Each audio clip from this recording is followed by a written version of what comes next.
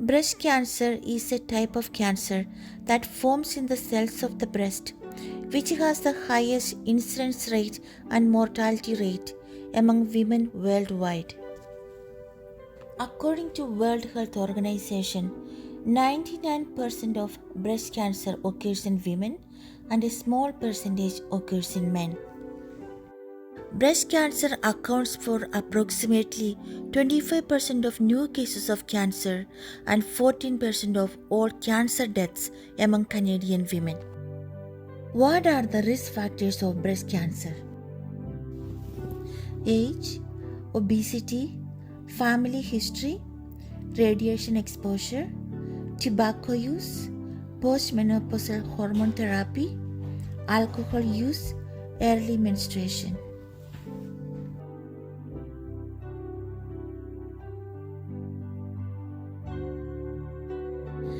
A breast cancer diagnosis can bring about a range of emotions and challenges for the patients, their families, and caregivers. This highlights the importance of addressing the psychosocial aspects of the disease alongside the medical treatment. Depression and anxiety are most common among breast cancer patients throughout the diagnostic process and the disease progression.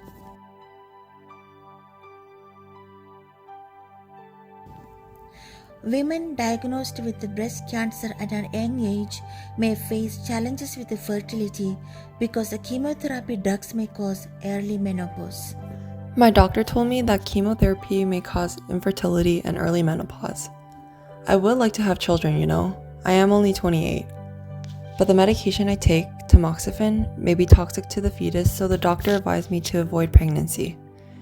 Not only that, I'm also concerned about my child's health if I do become pregnant. Who knows if I would live long enough to raise my children.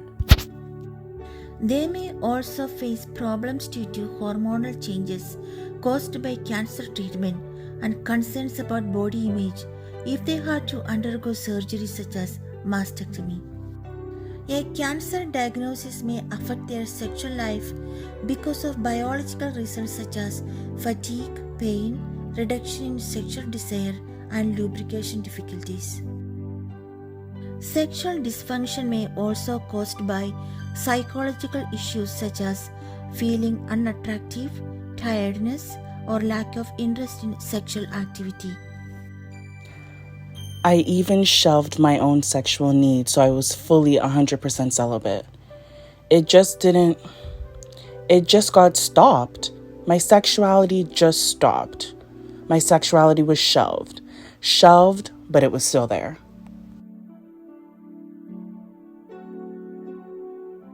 A cancer diagnosis can significantly impact a patient's life due to the financial strain of medical expenses, affecting their well-being, financial security, and overall quality of life. Cancer survivorship often entails substantial financial challenges as many patients require extended sick leave or find themselves unable to work. This depends on the age at the time of diagnosis, site of cancer, intensity of treatment, severity of physical symptoms, flexibility of employment, and many other reasons.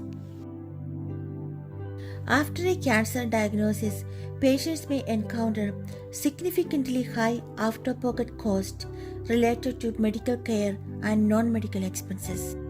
This may lead to a dilemma where patients have to choose between going to work or going for continued treatment. Canadian Income Support Program guarantees 55% of the income for 15 weeks as employment insurance, provided they have accumulated 600 hours in the last 52 weeks. You still have all of your bills to pay. Life doesn't stop because you get cancer. There's no way when you are diagnosed with cancer that you can survive on 15 weeks of EI. 15 weeks seems so short at the time, and then all of a sudden, it was finished. I was in the middle of dying from cancer, for God's sake. If you lose your job, you have a year, but if you have cancer, you have 15 weeks. I don't understand that. If you take a person that is making $500 a week and then all of a sudden they're forced into the situation of receiving EI and they're getting half of that amount, well, you can't go to your local grocery store and they're going to charge you half of your grocery bill because of your situation. So, and that pertains to everything you do. They're not going to start cutting things in half for you.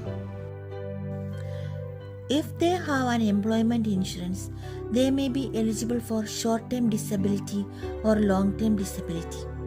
For the short-term disability, companies may provide 55 to 70% of their income for 6 months, and for long-term disability, employer may provide 60 to 70% of their income for 2 to 3 years. I will tell you though, if I didn't have insurance, I probably would not have a home right now. I mean, we couldn't have made the payments.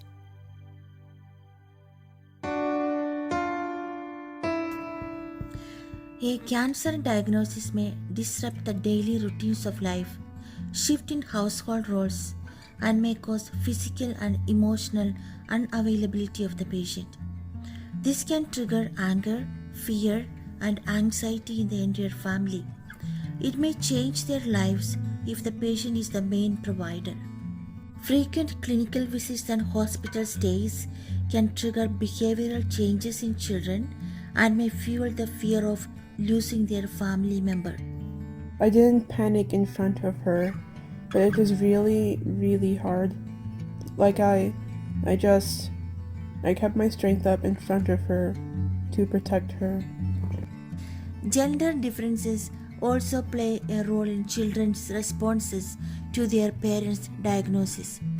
Daughters may have concerns about the genetical vulnerability of the breast cancer. I may get diagnosed with breast cancer at any time in my life, Breast cancer is hereditary.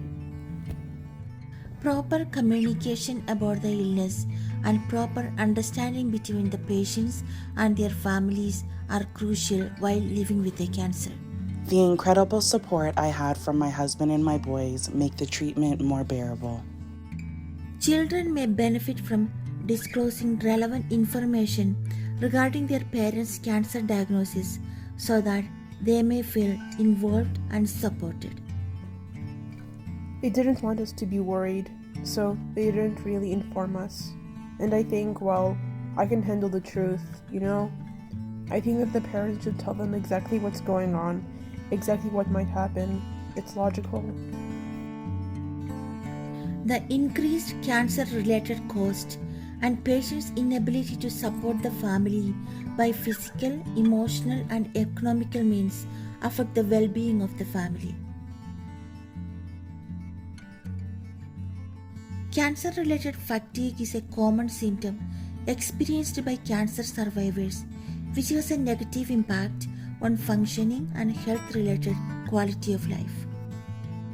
Fatigue may affect patients through less participation in employment, social activities, and higher healthcare utilization, which is associated with higher mortality. A study done by Thong and Associates in 2020 revealed that 56% of breast cancer survivors who undergo treatment reported to have moderate to severe cancer-related fatigue. Fear of cancer recurrence is another prominent concern for patients, which is related to the possibility that cancer may come back or progress. Breast cancer survivors also experience mood changes, increased sense of vulnerability, uncertainty, and feelings of loss. In addition, they find managing everyday family life emotionally stressful and experience disruption in appetite and sleep, weight gain, and problems with memory and concentration. Let's meet Miss Raj. She works as a data analyst in a private company at 35 years old. Miss Raj is a single mother to 2 young children. Her life took a dramatic turn when a mammogram revealed she has stage 3 breast cancer. Raj's mother died at age 55 from breast cancer. As Miss Raj tries to process the overwhelming news of her diagnosis, she sits down with her doctor for a more in-depth discussion about her treatment options and what to expect. Hello, Mrs. Raj. I know this is incredibly hard to hear, and it's normal to feel overwhelmed. Do you have any specific concerns or questions about the treatment plan? Doctor, I can't even believe this is happening. I keep thinking I I think there is a mistake. How can this be real? I'm only 35. This can't be right. I'm so young. I have two young kids who depend upon me. This can't be happening. I mean, I've been always been so careful about my health. How can this be? Maybe there is a mistake. I think I should go somewhere else for second opinion. To what if it's not right? What if there is another answer? Mrs. Raj, it's common to feel this way when faced with such a serious diagnosis. The tests and scans confirm that the cancer is present, and it's important to address it as soon as possible. It's okay to seek a second opinion if it helps you to feel comfortable. Yes, doctor. I've already done that. I don't know how I'm supposed to go through all this. How I'm supposed to manage all these treatments and still be there for my kids. I remember how my mom was. She was so ill. I don't want my kids to see me like that. I understand your fear. Seeing a loved one to go through treatments can be very distressing. We will do everything we can to manage your symptoms and minimize the side effects. But it's important to prepare for the possibility of the help. Miss Raj, I understand this is a lot to take in. It's crucial that we start the treatment as soon as possible. The recommended plan is chemotherapy and radiotherapy. Chemotherapy and radiation, I can't even process this right now. My whole life about to be turned upside down. I'm going to have to take so many days off for all these treatments and these appointments, all these tests. I remember my mom going through the chemo. It was awful. She was so sick all the time. I'm afraid I won't able to handle all this. What if I'm too sick to take care of my kids? Who will be there for my kids? And I don't have any family nearby. I am the only parent. What if I'm too sick to get even out of bed? This is just so unreal. It's completely normal to feel this way. You are facing an incredibly tough situation, and it's okay to feel scared and unsure. Part of managing this process will involve reaching out the support. There are community resources, support group, and services that can help with the childcare and other needs. Miss Raj's sister Pooja came forward to help her. Miss Raj was so emotional with her sister. Hey Pooja, I never expected this. I remember our mother. She lived only 2 years after her diagnosis. But at that time we were adults. But look at my kids. They are so young and I don't know how long I can live now. Doctor said this chemo and radiation might help, but even they are not 100% because it's already on third stage. For the chemotherapy and other treatments, Miss Raj had to take short-term disability for 3 months from work. She was receiving 60% of her salary. This is the second month. I didn't even go for my work. I'm worried how I'm gonna pay my rent next month. And I have no money left in my bank account. And food is more important than rent. And what will happen if I miss my rent for next few months? I think I have to cut down my other expenses. I can't pay even my kids' swimming classes anymore. A friend came to visit Miss Raj. Friend wondered why she was not coming to tennis club and church. Hey Susie, my life has changed. I'm not even in mood coming out of bed sometime.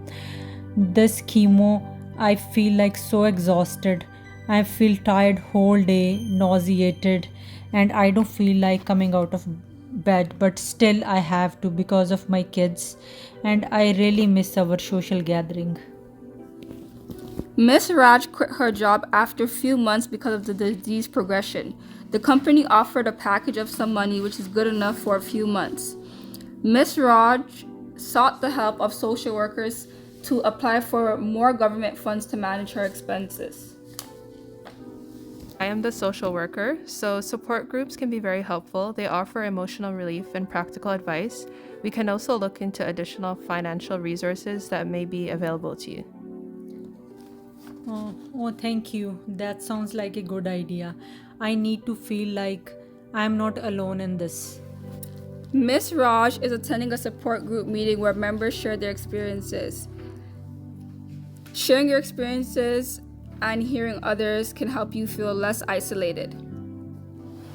I've been struggling a lot with isolation and feeling like I have lost my old self. Hearing your stories helps me a bit more helpful. It's been a tough road. By joining these support groups and talking to other people more openly has helped me a lot. I am learning to cope day by day and to accept I need help. And I know the things are not perfect, but I'm grateful for the support I have been receiving and for the strength I have found. It's a day by day process that I'm learning to keep moving forward in this journey. Mitigation of psychosocial issues in a cancer journey is an inevitable part of cancer treatment. The issues should be taken seriously. Routine assessment by the healthcare providers and relevant pharmacological and non-pharmacological treatment and referrals to interprofessional team are necessary to make the cancer journey a comfortable experience to the patient.